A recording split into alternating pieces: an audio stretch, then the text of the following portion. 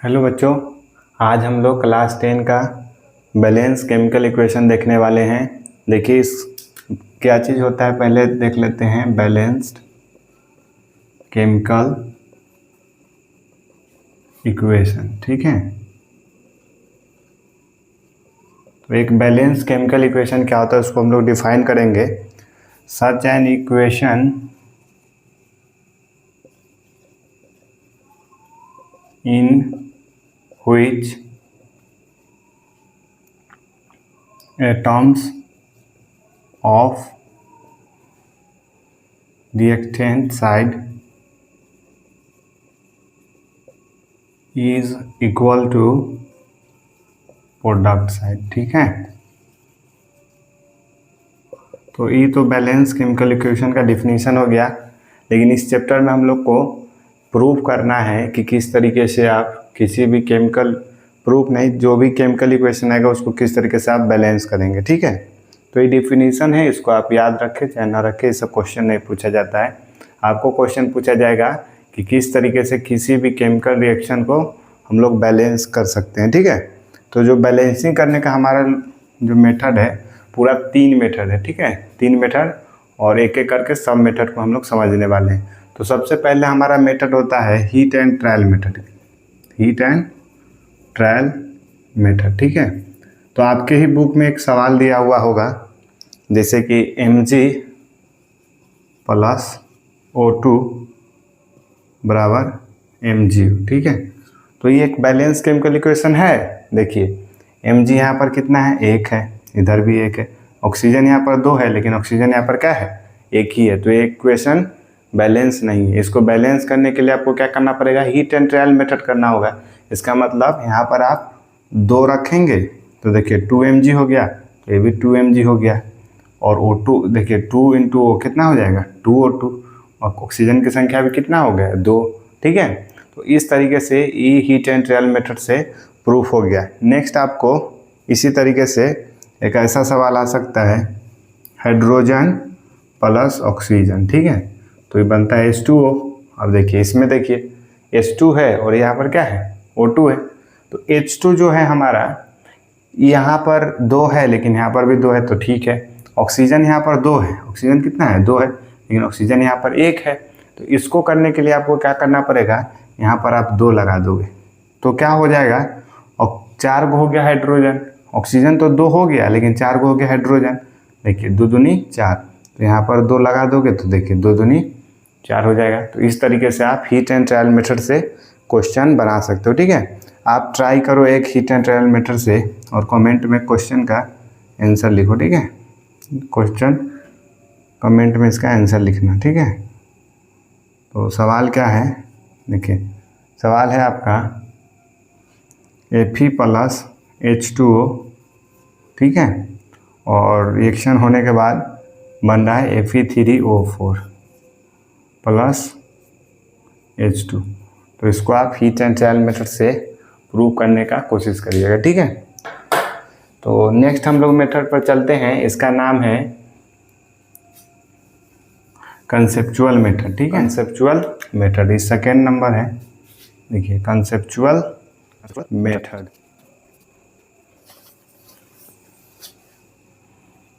Conceptual method, ठीक है।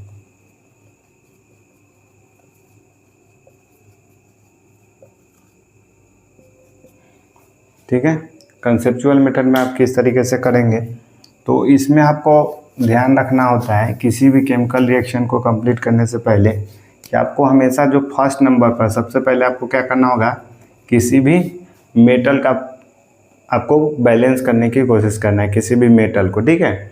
दूसरा नंबर पर आपको क्या करना है, किसी भी नॉन मेटल को प्रूव करना है, ठीक है। किसको, किसी भी नॉन मेटल को, ठीक है। तीसरा नंबर पर क्या करना है, जब नॉन मेटल प्रूफ हो जाएगा, ठीक है, आपको ध्यान रखना है, जब मेटल को करोगे तो फिर नॉन मेटल, तो जब नॉन मेटल को करोगे तो मेटल भी साथ साथ बैलेंस होना चाहिए, ठीक है। इसके बाद आप नेक्स्ट ऑक्सीजन को देखोगे, और ऑक्सीजन जब हो जाए तो 4 नंबर पर हाइड्रोजन को लास्ट में, ठीक है। और लास्टली फिर सबको देख लोगे कि प्रूफ हुआ है या फिर नहीं हुआ है, ठीक है।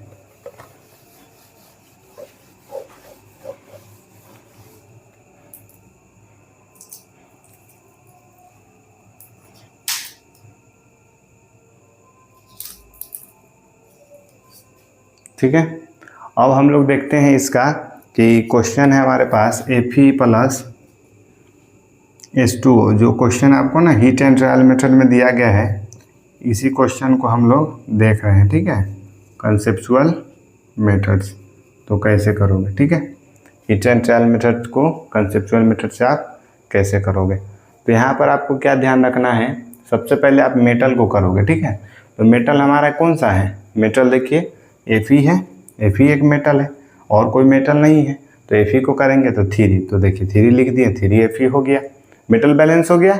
अब चलते हैं नॉन मेटल की तरफ। देखिए तो नॉन मेटल यहाँ पर कोई है, हाँ नॉन मेटल हमारा क्या है, ऑक्सीजन है, हाइड्रोजन भी है, लेकिन ऑक्सीजन 3 नंबर पर है। नॉन मेटल यहाँ पर जैसे बात होगा तो सल्फर होना चाहिए, ठीक है, क्लोरीन होना चाहिए, Cl, इस तरीके का। ठीक है, तो इस तरीके का नहीं है तो सीधा ऑक्सीजन पर हम लोग चलेंगे।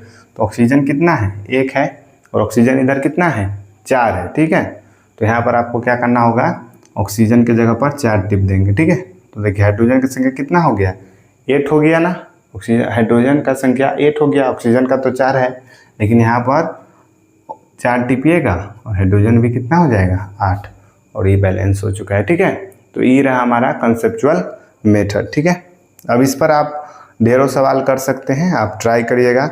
और लास्ट मेथड जो है हमारा बहुत फेमस है, सेकेंड मेथड था ही। ठीक है, अलजेब्रिक मेथड, उसको हम लोग करने का प्रयास करते हैं। ठीक है,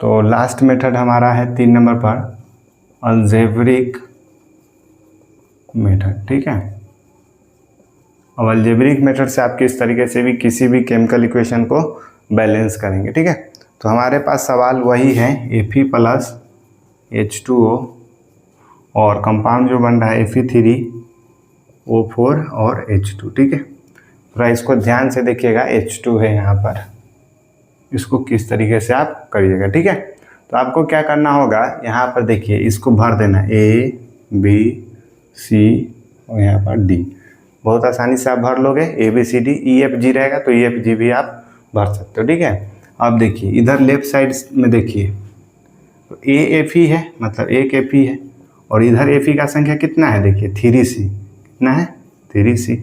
अब देखिए हाइड्रोजन B, तो यहाँ पर देखिए 2B हो जाएगा, हाइड्रोजन कितना है 2B, तो इधर देखिए हाइड्रोजन कितना है 2D है। क्लियर है। अब देखिए यहाँ पर ऑक्सीजन को देखिए, ऑक्सीजन कितना है B है, तो यहाँ पर हो जाएगा B, और यहाँ पर ऑक्सीजन कितना है 4C, दिख रहा है ना, कितना है 4C। अब आपको क्या करना है, ध्यान रखना है कि यहाँ पर आप किसी भी एक को, ठीक है, आप सपोज कर सकते, चाहे तो आप एक A को 1 मान सकते हैं, C को 1 मान सकते हैं।